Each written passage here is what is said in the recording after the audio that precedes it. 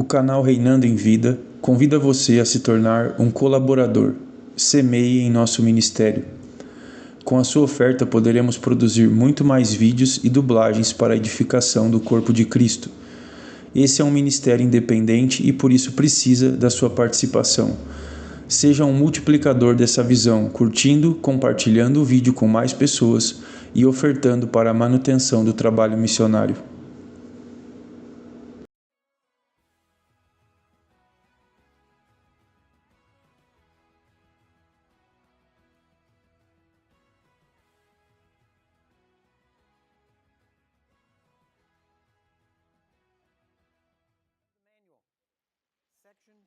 Vamos para o manual, seção 2.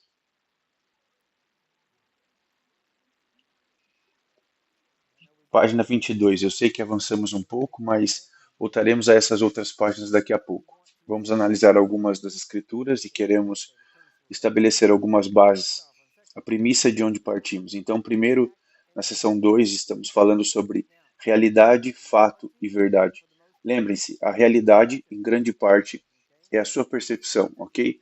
Agora vocês verão a diferença, mas geralmente a realidade e a sua percepção diferem de acordo com o ponto de vista. Essa é uma das razões pelas quais, se você lidar com alguém ou conversar com pessoas sobre qualquer coisa, uma das primeiras coisas que você precisa fazer é definir a terminologia que está usando. O que você quer dizer?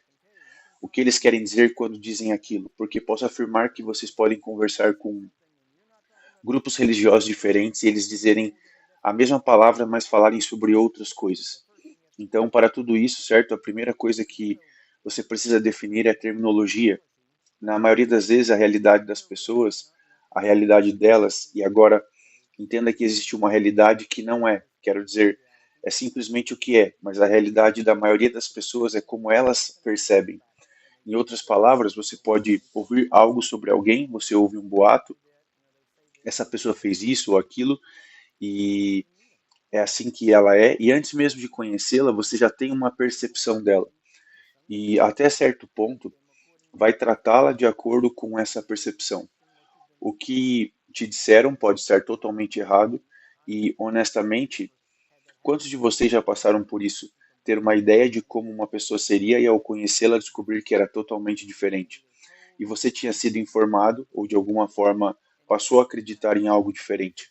Então, muitas vezes, especialmente se te dizem algo negativo sobre alguém, você pode, digamos que alguém te disse, aquele cara, cuidado com ele e tal. Bom, você sabe, todas as vezes que eles começaram a aparecer, você vai segurar sua bolsa porque você tem uma imagem errada, pensa que ele é um ladrão, simplesmente por ter ouvido isso. Então, aquele instinto de proteção, ou melhor, instinto de se proteger, e aí você os conhece melhor e descobre que tudo foi um mal entendido, sabe? Aquela pessoa que te disse que viu o nome de alguém no jornal e era outra pessoa com o mesmo nome e agora são pessoas diferentes e você tinha essa percepção. Então, sua percepção, sua realidade nem sempre é de fato precisa e varia de acordo com o ponto de vista, mas a verdade ela nunca muda. É isso que a torna verdade. Se muda, não é verdade, ok? Então, como falamos, a verdade simplesmente ela é, e você só precisa se adaptar a ela, ok? Você só precisa se alinhar com ela e lidar com ela, porque ela não vai mudar. E que pena, você sabe, foi você quem estabeleceu essa verdade, certo? Então, uma das coisas que me surpreende é como os cristãos pensam que podem determinar as regras. Deus determina as regras, ok?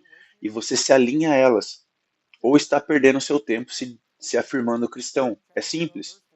Em Daniel 12, versículo 4, diz: Mas tu, Daniel, encerra essas palavras e sela o livro até o tempo do fim, porque muitas coisas acontecerão de um lado para o outro, muitos correrão e o conhecimento se multiplicará. Isso é verdade? É a Bíblia? É uma palavra profética. E nunca houve um tempo em que pudéssemos ver isso com mais clareza do que agora, onde o conhecimento e a informação multiplicaram. Quero dizer, antes elas dobravam a cada 3.000 anos, depois passaram a dobrar a cada 150 anos, e agora isso se multiplica a cada 15 minutos. E É assim que o conhecimento está aumentando, exatamente como foi dito. Mas observe também que em Oséias capítulo 4, versículo 6, diz que é um versículo que é frequentemente citado incorretamente. Geralmente as pessoas confundem esse verso com um verso de provérbios sobre visão. E eu ouço isso o tempo todo. Sempre que o citam, o versículo, na verdade, diz: o meu povo é destruído por falta de conhecimento. E é aí que eles param. Mas esse não é o fim do verso. Sempre há problemas quando se lê metade de um verso. É preciso compreender a verdade completa. O que as pessoas fazem é distorcer, dizendo: bem, as pessoas perecem por falta de conhecimento. As pessoas, na verdade, não perecem por falta de conhecimento, elas são destruídas por falta de conhecimento, certo? Elas perecem por falta de visão. O que isso significa? Perecer é destruição interna, enquanto ser destruído externamente é diferente de perecer internamente. Mas parece que por falta de visão você perece internamente. Entenda, a falta de visão faz com que você fique sem percepção. Você não continua, você não sabe para onde você está indo. Mas agora, o conhecimento, aqui, o meu povo foi destruído por falta de conhecimento. Agora vamos ainda mais longe. Veja o que ele está dizendo. Ele diz que porque vocês rejeitaram o conhecimento. Isso mesmo. Então, agora sabemos que não foi uma falta de conhecimento no sentido de que o conhecimento não estava disponível, mas sim o fato deles terem rejeitado o conhecimento. E por terem rejeitado o conhecimento, foram destruídos. Destruídos porque não o tinham quando precisavam. O funcionamento disso é muito simples. E isso é algo que Deus tem me mostrado ultimamente e tenho falado um pouco sobre isso na igreja. A Bíblia, ela é muito clara. O ladrão vem para roubar a palavra que foi semeada em seu coração. Não diz que ele espera 10 anos, diz que ele vem imediatamente. Assim que você ouve algo, ele vai tentar fazer você esquecer. Vai tentar fazer você rejeitar, descartar, porque ele sabe e é assim que funciona. Deus lhe dá informações antes que você precise delas, amém? Então, seja lá o que você estiver ouvindo hoje, você vai precisar disso amanhã, porque Deus sabe que você vai precisar e Ele vai garantir que você receba pelo menos um tempo antes, amém? Porque Ele quer ter certeza de que você tem o que você precisa para vencer todas as batalhas da sua vida. Então, Ele garante que você receba a informação. Agora, o diabo vem para tentar roubar, porque ele quer matar e destruir. E ele sabe que se você tiver o conhecimento para vencê-lo, ele não poderá roubar, matar e destruir. Isso está fora da sua vida. E se você ler em Marcos capítulo 4, onde fala sobre a parábola, diz que a razão disso acontecer é porque eles não entenderam o que tinham ouvido. Então, a chave para o conhecimento não é apenas ouvir a informação, mas é entender o que significa e saber como colocar em prática, porque as pessoas são destruídas, ok? Então, deixe-me dar um exemplo. Deus lhe dá o conhecimento que o ajudará com as provações que virão. As pessoas ouvem, mas se elas não entendem e não colocam em prática, o inimigo vem imediatamente e rouba aquilo. E se você não entender, ele poderá roubá-lo, porque para você ainda está tudo meio confuso e você não compreendeu porque não coloca em prática. E quando você coloca em prática, começa a entender. E uma vez que você coloca em prática e entende, o diabo não pode roubar aquilo. Então, agora você tem informação e não está destruído pela falta dela, porque aqui ele diz, porque você rejeitou o conhecimento. E agora perceba o que ele diz, porque você rejeitou o conhecimento, eu também o rejeitarei, ok? Agora observe isso, eu o rejeitarei. O que ele está dizendo não é, ok, não vou ter nada a ver com você. Ele está dizendo, porque você rejeitou o conhecimento que eu lhe dei, não poderei agir em sua vida. Por quê? Porque é assim que ele age em nós. Ele age através da sua palavra, através do seu espírito, através do conhecimento. E eu posso lhe mostrar isso muitas vezes. Temos falado sobre isso ultimamente, aliás, que todas as coisas começam através do conhecimento daquele que o chamou para a sua própria glória e virtude. E assim é pelo conhecimento dele que vocês cresçam nessas coisas. Observe o que ele diz aqui. Sim, eu também os rejeitarei, que vocês não sejam sacerdotes para mim, visto que se esqueceram da lei do seu Deus, eu também se esquecerei dos seus filhos. Novamente, se vocês analisarem o hebraico, eu não vou me aprofundar nisso hoje, vocês podem conferir. Existe uma aplicação geralmente chamada de permissiva, ou causativa. A permissiva significa que Deus está dizendo, eu permitirei que isso aconteça, enquanto a causativa significa eu farei isso. Diferente de permitir. Então, Deus está dizendo, eu permitirei ou eu causarei. Então, eles pensam que algo acontece e Deus está causando, quando na verdade Deus pode estar permitindo. Eu estou permitindo porque eu não posso impedir, porque cabe a vocês impedir, porque a terra foi dada ao homem, ok? Só um exemplo. Isso está no Salmo 115, versículo 6. Então, observem o que ele diz. Quando as pessoas distorcem esse versículo, elas dizem, meu povo foi destruído por falta de visão, ou dirão, sabe, onde não há visão as pessoas são destruídas. Não, entenda bem. Se você não tem conhecimento, então será destruído. Mas agora perceba, não é porque você não sabia, é porque você teve a oportunidade de saber e escolheu não saber. Então, novamente, ele está tentando te alertar e mostrar as coisas que estão por vir para que você esteja pronto para o que está vindo. Veja, em vez do diabo te atacar, deveria ser uma emboscada para o diabo, ok? É diferente. Em vez de ele te atacar, você deveria estar esperando por ele pelo Espírito Santo. E você pode dizer, ok, semana passada eu ouvi falar sobre cura, então significa que o diabo pode tentar me deixar doente, roubar essa palavra do meu coração. Portanto, vou reforçar o fato de que, pelas pisaduras de Cristo, eu estou curado. Pelas suas feridas, eu vivo livre de doença. Isso mesmo, e você começa a reforçar isso, porque sabe que está chegando. Porque Deus está te dando o que você precisa antecipadamente. E o diabo vai tentar roubar isso. E você está fazendo, então, o oposto. Ok? Portanto, ao estudar esse novo homem, pode apostar que provavelmente todos que você conhece, que já conheceram no passado, você vai se deparar com isso em algum lugar. E honestamente, você pode até encontrá-los na sua igreja, ok? Eles podem ainda ser, somos apenas dizer, somos um verme, uma poeira, somos pó. Você sabe, eles dizem isso o tempo todo. E você precisa expulsar tudo isso e apenas saber que está com a verdade, ok? Você não precisa acreditar nisso. A perseguição vem por causa da palavra. Você não precisa ter fé para a perseguição, amém? Ela virá, ela te encontrará, especialmente se você estiver vivendo a palavra. Então apenas saiba que ela está vindo. Esteja preparado sem precisar acreditar. Porque acreditando ou não, se você estiver na palavra, ela virá, ok? Em Oséias capítulo 6, verso 6, ele diz, porque eu quis misericórdia e não sacrifícios, e o conhecimento de Deus mais do que holocaustos. O que ele está lhe dizendo? Quero que você tenha misericórdia, quero que você me conheça e saiba mais sobre mim do que sacrifícios, holocaustos e esses rituais. Ele disse, quero que você me conheça, quero que você saiba como eu penso, como eu ajo. Não quero ser uma surpresa para você e não quero que você diga às pessoas que eu sou misterioso. É que todo mundo sempre diz, bem, você sabe, os caminhos de Deus são misteriosos, os caminhos dele são superiores ao nosso. Isso era verdade.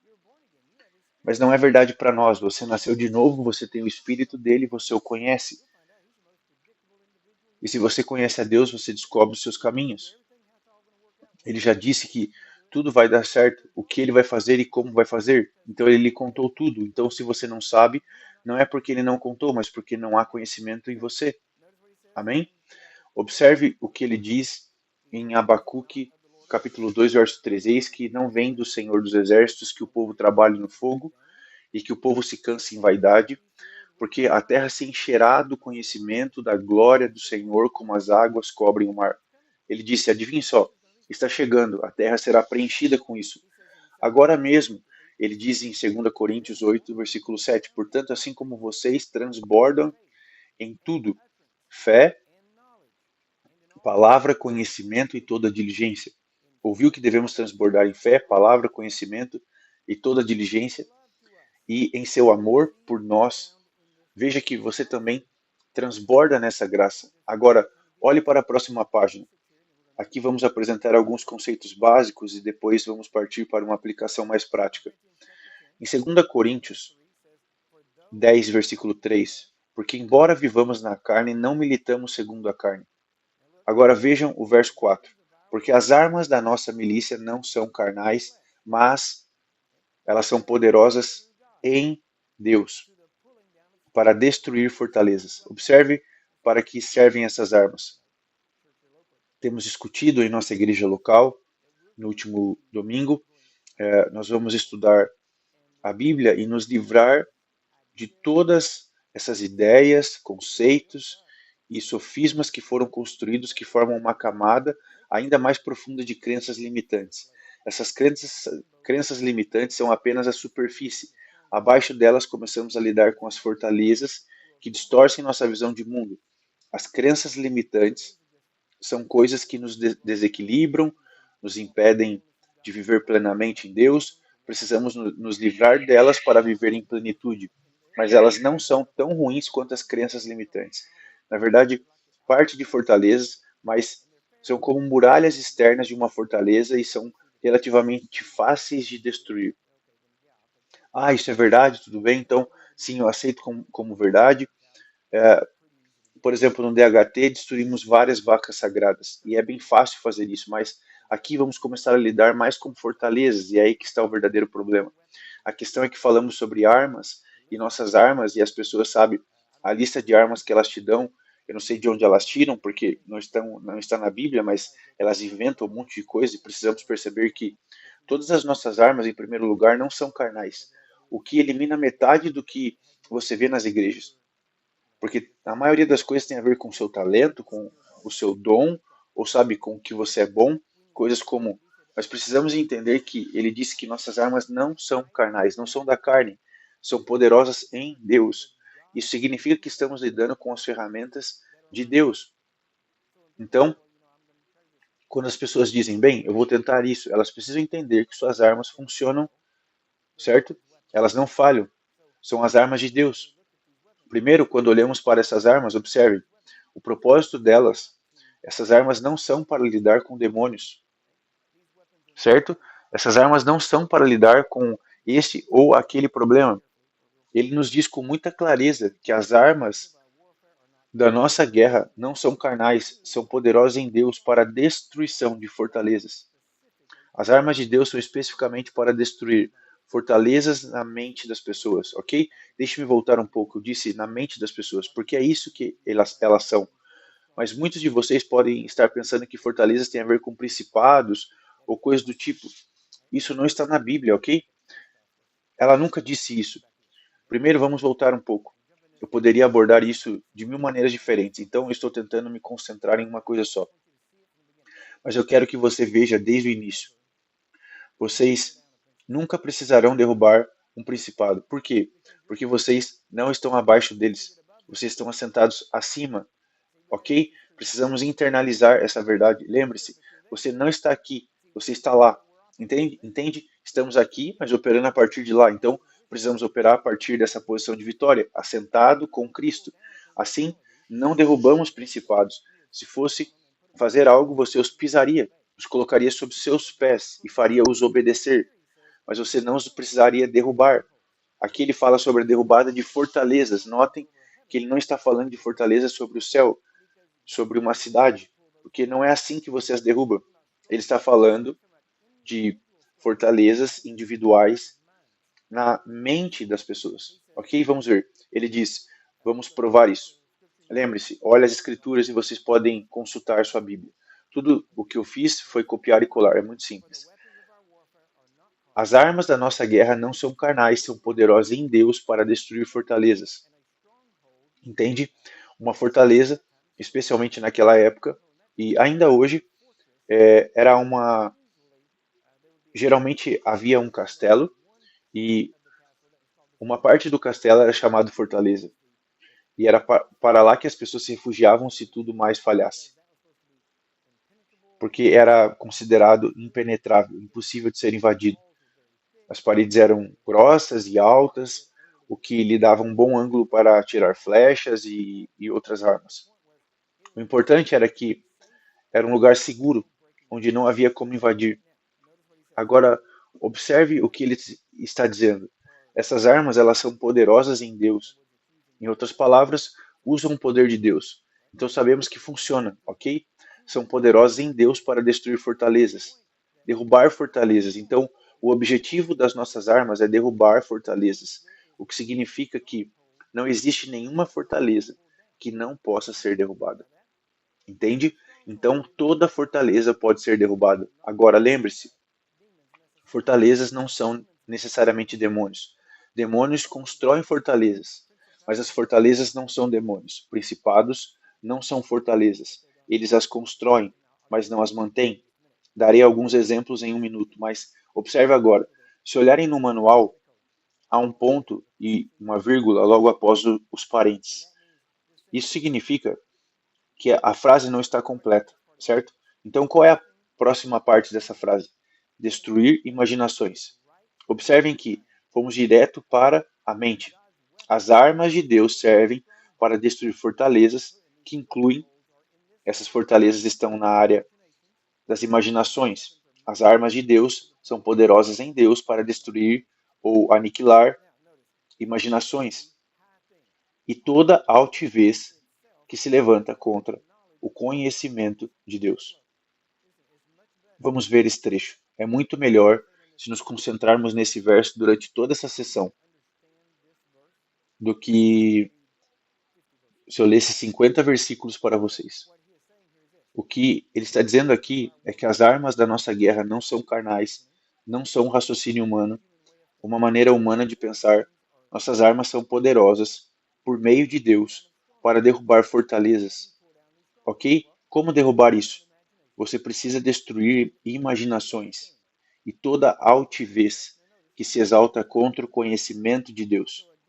Então, novamente, essas fortalezas são coisas que vão contra o conhecimento de Deus. Em outras palavras, fortaleza é tudo aquilo que não concorda com a palavra de Deus. E quanto mais tempo você participa de um ponto de vista específico que não está alinhado com a palavra, mais forte essa fortaleza fica. Você começa a construir muros em torno de muros e os muros ficam cada vez mais grossos e espessos. E quanto mais você persiste com esse ponto de vista, mais difícil fica, ok? E a maior parte disso vem da influência demoníaca. E quando eu digo demoníaca, estou apenas dizendo, bem, a Bíblia diz que a fé vem por ouvir, e ouvir pela palavra de Deus. Então, a dúvida vem por ouvir. Ouvir pela palavra do homem, que fala como o diabo, ok? Isso não significa que ele vem rosnando para você com uma voz estranha. Significa simplesmente que ele fala em concordância com o diabo. Vemos isso com Jesus quando ele disse, eu tenho que ir até Jerusalém, ser crucificado, e Pedro responde, não, Senhor, não, isso não vai acontecer, não vamos deixar. Jesus se vira para Pedro e disse, afasta-te de mim, Satanás. Ele estava falando com Pedro, mas estava falando com Satanás, porque sabia que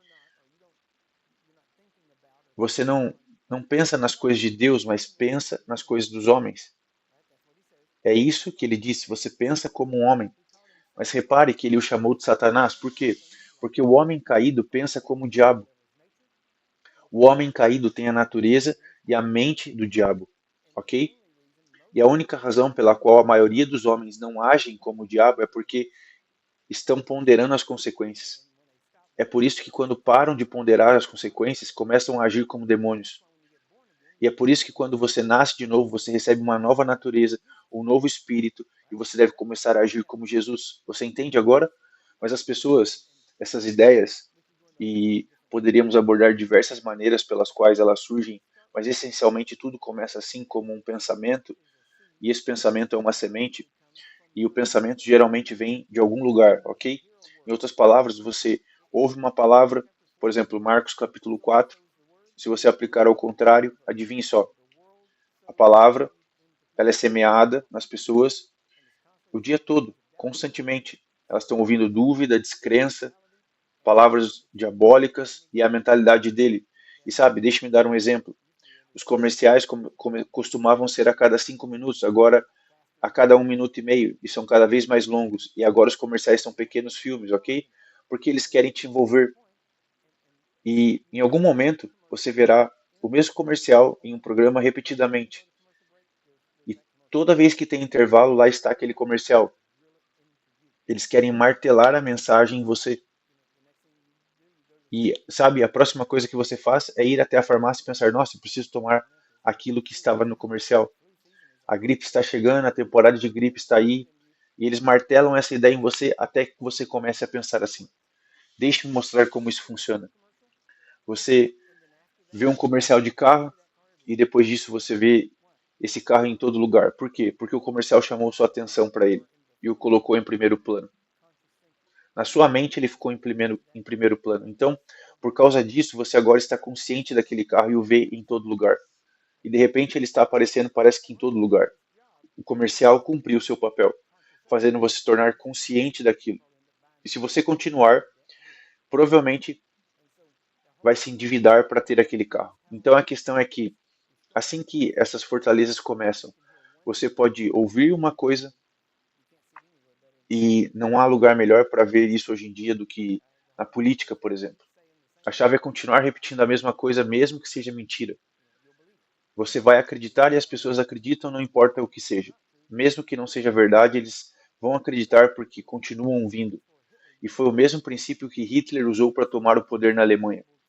No sentido de poder dizer a mesma coisa, continuar dizendo a mesma mentira, e acaba que aquilo se torna algo que parece verdadeiro. Não pense que estou falando de nenhum dos lados, ok? Só estou usando como exemplo. É por isso que se você só se informa pelos noticiários, não sabe muita coisa, ok? Você precisa ir além das notícias e ver o que está acontecendo de fato. Então, observe o que ele diz aqui. Essas armas, como essas armas funcionam? Elas destroem a imaginação, porque o que você faz? Alguém diz uma palavra e isso acontece na renovação da mente. Então, não vamos nos aprofundar muito aqui, mas todo o processo começa com alguém dizendo algo, seja uma pessoa, um comercial ou alguém falando.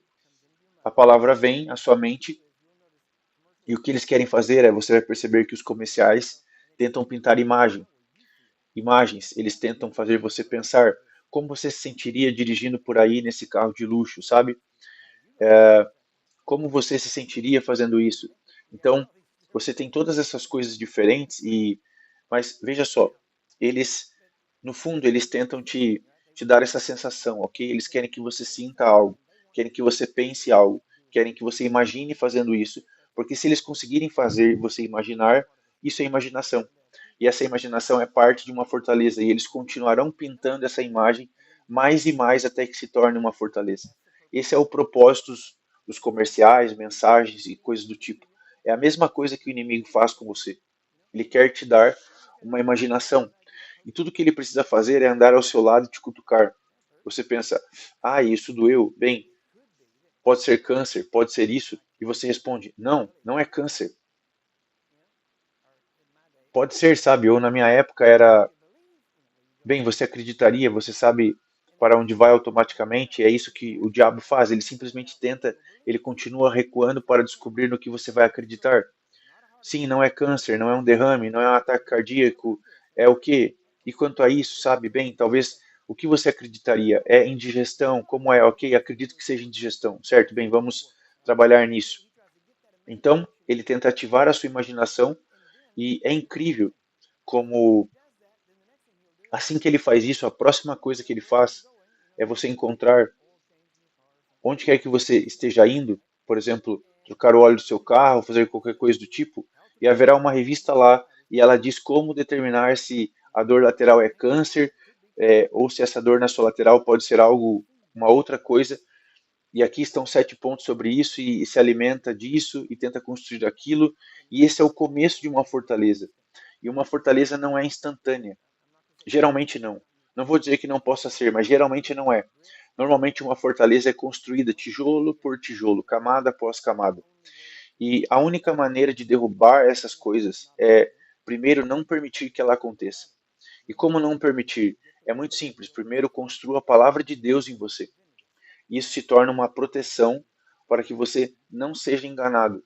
E não acredite em nada do que ele está tentando lhe apresentar, porque você terá uma defesa contra isso. Veja bem, a Bíblia diz que o nome do Senhor é uma torre forte, que também pode ser traduzida como uma fortaleza, ok? E os justos correm para ela e estão seguros. Isso é incrível, porque o diabo não tem nada de novo. Ele sempre falsifica. Então, se ele tem fortaleza, adivinhe só, Deus também tem. E a sua palavra é uma fortaleza. O seu nome é uma fortaleza. O seu espírito é uma fortaleza. Todas essas coisas devem ser construídas ao nosso redor. Tem uma defesa. Deus nunca quis que você precisasse ser resgatado constantemente. Deus quer que você viva uma vida de paz.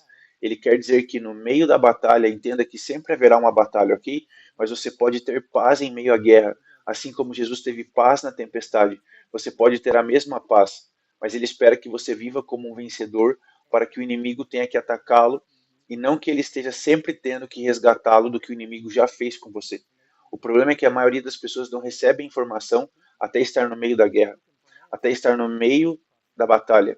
E quando elas se deparam com a verdade, então a verdade a verdadeira chave, e esse é o verdadeiro trabalho, devemos ser tão proativos em tentar levar a verdade às pessoas para que possamos chegar ao inimigo antes que ele chegue.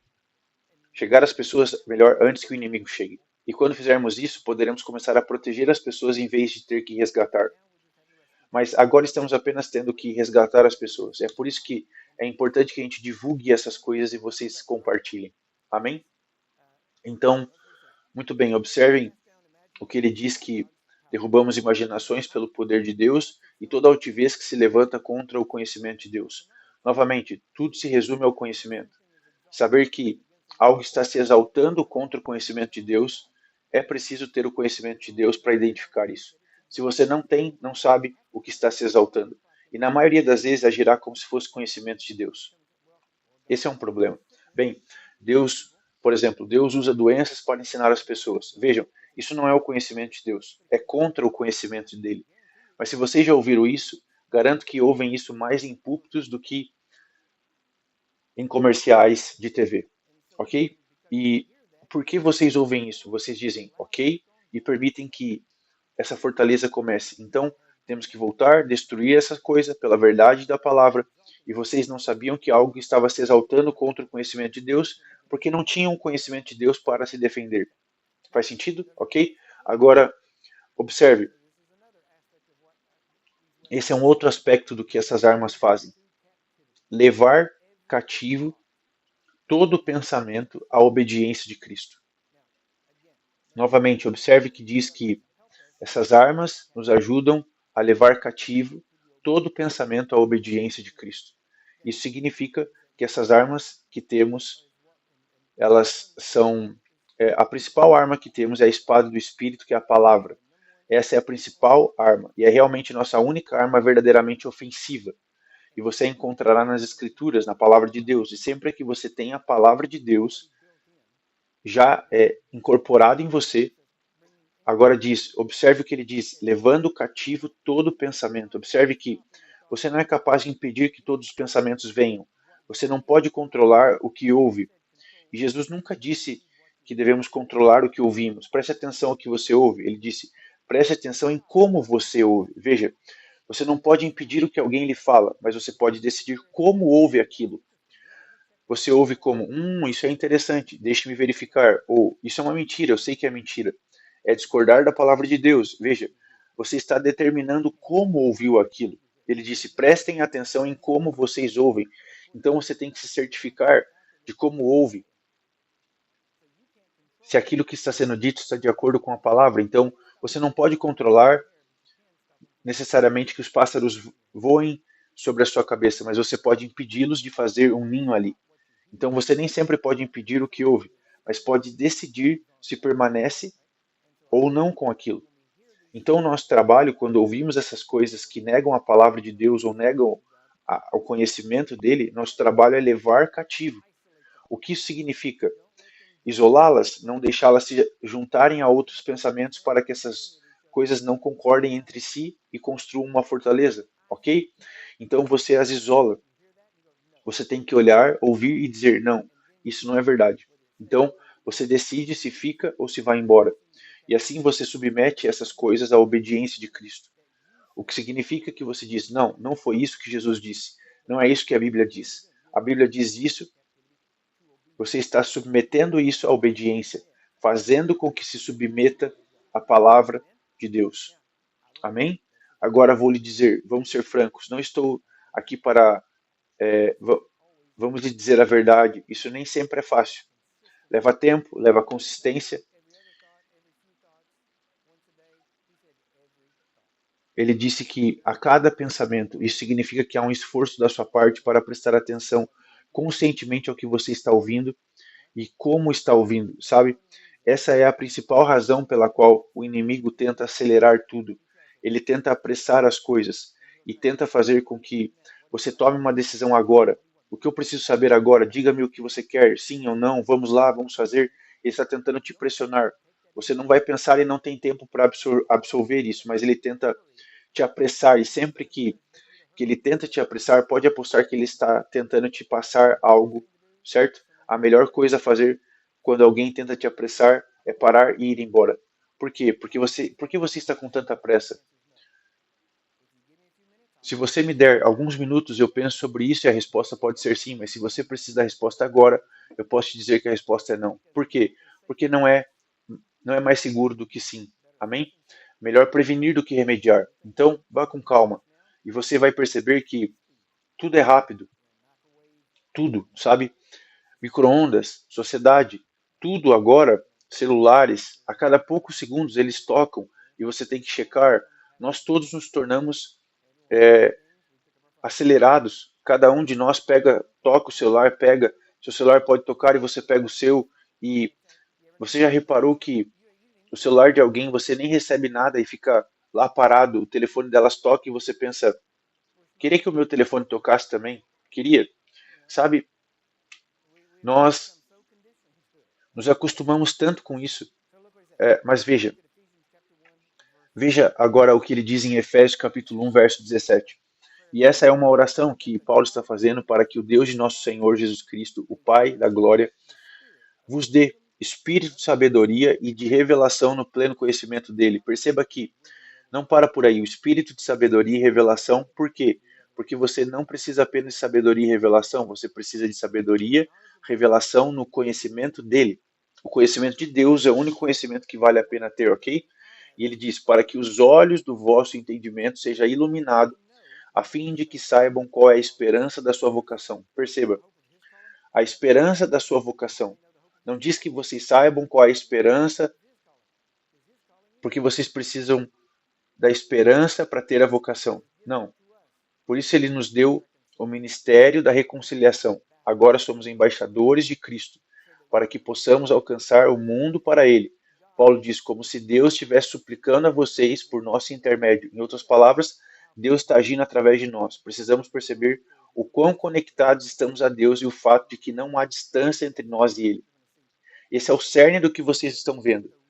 Ele diz, e quais sejam as riquezas da glória da sua herança nos santos. A beleza disso é que a herança dele é a sua herança. Por quê? Porque somos herdeiros de Deus e co-herdeiros com Cristo. Tudo o que ele tem, nós temos. Aliás, eu deveria dizer, tudo que ele tem, nós temos, ok? Talvez não seja um inglês perfeito, mas é uma boa teologia, certo? Agora, observe no verso 19. E qual a suprema grandeza do seu poder que opera em nós, os que cremos, segundo a operação da sua poderosa força. Observem qual é o grau de poder que ele está exercendo sobre nós e em nós. É segundo a operação da sua força. Entende? Em outras palavras, eu vou lhes dar a resposta agora. O grau de poder que Deus está lhe concedendo para que você caminhe nele é exatamente o mesmo grau de poder necessário para ressuscitar Jesus dos mortos. E essa foi a maior demonstração de poder já vista. Tudo mais que Deus fez foi sem resistência, mas ressuscitar Jesus dos mortos foi algo que todo o inferno resistiu, e ainda assim foi como se não importasse, porque Deus é muito maior. Isso nem sequer o deteve, ok? E o mais incrível é que tudo estava exposto. Estava ali para todos verem. O Salmo 22 fala sobre tudo isso e ainda assim o diabo não conseguiu entender. E há muitas coisas que o diabo não sabe, mas ele convenceu a maioria das pessoas que sabe tudo. E elas o colocaram um pouco abaixo de Deus. E você confunde as coisas. E esse não é o diabo. De acordo com as escrituras, o homem foi feito um pouco abaixo de Deus, não o diabo. Certo? Então precisamos reconhecer isso. Agora, veja a próxima parte. Ele diz no verso 20. E nos diz aqui de acordo com operando o seu grande poder que ele exerceu em Cristo quando ressuscitou dos mortos. Então isso já te mostra quanto poder ele tem sobre você, ok? Coloque-o à sua direita. Ele está nos lugares celestiais, muito acima de todo principado, poder, potestade, domínio e todo nome que se nomeia, não só nesse mundo, mas também no vindouro. Agora, veja só, não é tudo, fica ainda melhor. Ele colocou todas as coisas debaixo dos seus pés e o constituiu cabeça sobre todas as coisas, para a igreja que é o seu corpo, a plenitude dele que preenche tudo. Entende? Olha isso. Agora, repare, tudo está debaixo dos seus pés, e tudo está debaixo dos seus pés, que ele colocou debaixo dos seus pés, que são parte do seu corpo, e nós somos o seu corpo. Nós somos a plenitude dele que preenche tudo. Entendeu?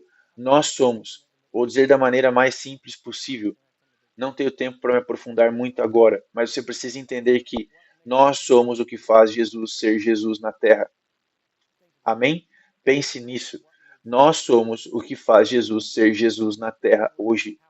Em outras palavras, a maneira como funcionamos na terra é como Jesus funciona na terra. Se não funcionamos como Jesus funcionou, então Jesus não poderá funcionar como ele é.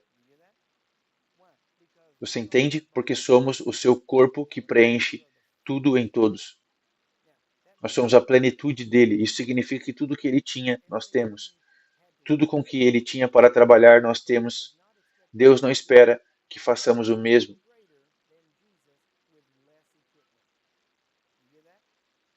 Deus não espera que nós façamos o mesmo e ainda mais do que Jesus com menos recursos. Ele nos deu as mesmas coisas para fazermos as mesmas obras. Romanos 10:1 diz: Irmãos, o desejo do meu coração e a minha oração a Deus é que Israel seja salvo, certo? O que isso significa? Que eles não são? Você ouve isso? Se o desejo dele é que eles sejam salvos, significa que eles não são, ok? Eles não recebem um passe automático, ok? Certo? Veremos como isso se encaixa. Agora, ele diz no verso 2: Pois dou testemunho de que eles têm zelo por Deus, mas não segundo o conhecimento. Bem, honestamente, a maior parte da igreja também tem zelo por Deus. E eles chamam isso de fome, chamam isso de sede. Ó Deus, temos sede, temos fome, Deus derrama o teu espírito, estamos famintos. E ele disse em João capítulo 1, se vocês beberem de mim, da água que eu lhes dou, vocês nunca mais terão sede. E os crentes imploram e choram domingo após domingo que têm fome e sede. O problema é que eles têm zelo, mas eles pensam que é fome. Então acham que a resposta é descer aqui, implorar e chorar e que Deus vai derramar tudo.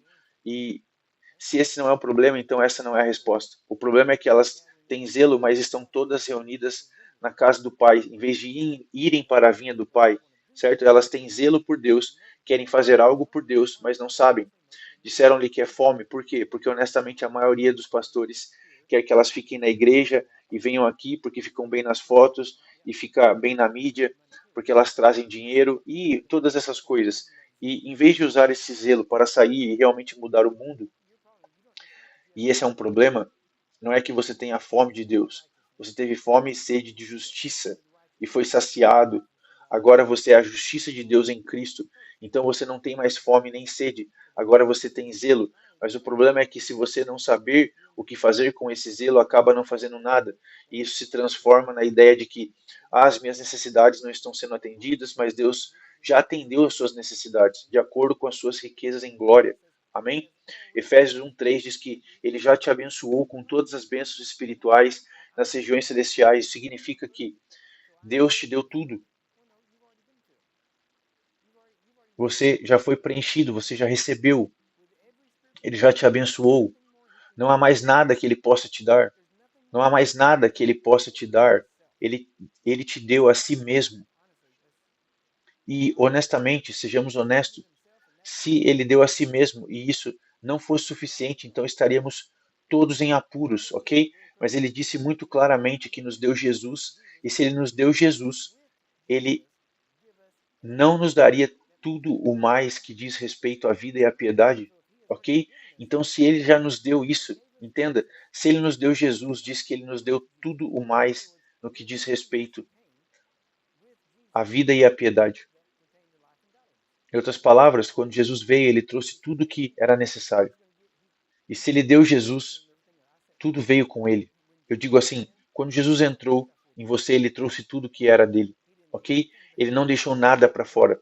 Está tudo lá dentro. Amém? Lembra daquele comercial antigo que perguntava o que tinha naquele molho de espaguete? Lembra? Lá dentro, está tudo lá dentro. É assim que é. Quando Jesus entrou em você, está tudo lá dentro com ele. Então ele entrou com tudo que era dele. Ele não deixou nada para trás. É simples, mas é preciso entender e você começa a viver a vida agora mesmo, certo? Vamos continuar. Então diz aqui no versículo 3: pois ignorando a justiça de Deus e indo em direção a eles estabeleceram a sua própria justiça e não submeteram à justiça de Deus. Isso também acontece na igreja, sabe? Nós não queremos ser obedientes, queremos criar as nossas próprias regras e preferimos ficar aqui chorando e implorando porque parece mais espiritual do que ter que ajudar um bêbado a sair da calçada. Isso não parece muito espiritual. Quando você é vomitado e tudo mais, sabe? Eu pareço muito mais espiritual aqui chorando e implorando a Deus do que as pessoas podem tirar foto disso. É uma ideia completamente diferente. Eles tentam estabelecer a sua própria justiça. Ah, eu não quero fazer isso, eu quero fazer aquilo, e se eu fizer isso, Deus aceitará? Não, você não diz a Deus o que ele aceita. Ele diz o que ele aceita, ok? Fale com Caim e Abel. O sacrifício de um foi aceito, o do outro não. Essa é a escolha de Deus. Você não tem o direito de decidir. Deus aceitará o que eu lhe der, entende? Ao contrário, você não é Deus. Ele é. Amém? Muito bem. Então, pois Cristo é o fim da lei, para a justiça de todo aquele que crê. E poderíamos continuar, não vou entrar em detalhes nisso, mas sabe de uma coisa? Vamos ter que fazer uma pausa agora, mas voltarei na página 24 quando retornarmos. Então, vou fazer uma pequena pausa de uns 10 minutos. É isso aí e retornaremos. Vocês estão entendendo alguma coisa até agora? Muito bem, estamos apenas começando, então vamos para a parte interessante em um minuto. If you are considering partnering with us and would like to support our mission, please visit jglm.org/partners. Proceeds will go toward the cost of the television broadcast and our mission work around the world.